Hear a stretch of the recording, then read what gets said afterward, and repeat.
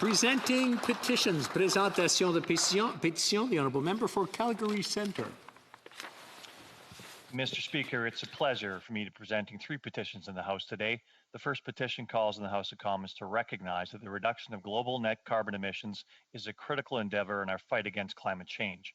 And as the government committed to net zero emissions by 2050, and furthermore, the government is committed to exceed Canada's 2030 goal by introducing new carbon reducing measures.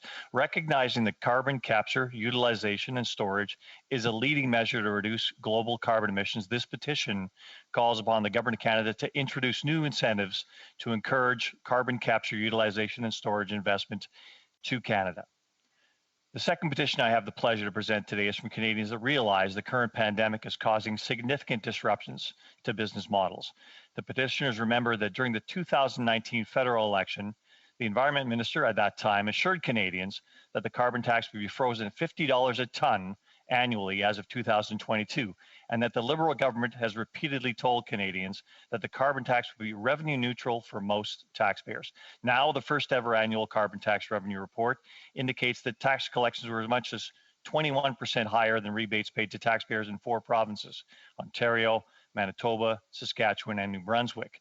The plan, entitled A Healthy Environment and a Healthy Economy, now proposes to increase the consumer carbon tax to $170 per tonne as of 2030. This petition calls upon the government to keep its promise to Canadians and not increase the carbon tax beyond $50 per tonne.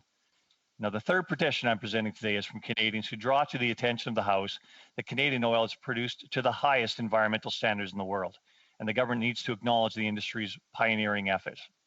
Oil sands producers reduced their GHG emissions intensity by 28% from 2000 to 2017.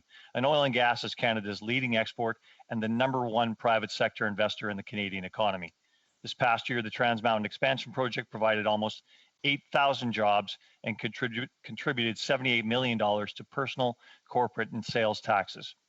The continued uncertainty of Canada's ability to get our energy products to Tidewater erodes global trust in Canada's environmentally advanced energy sector.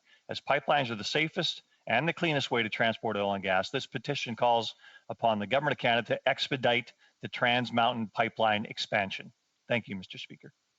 Presenting petition.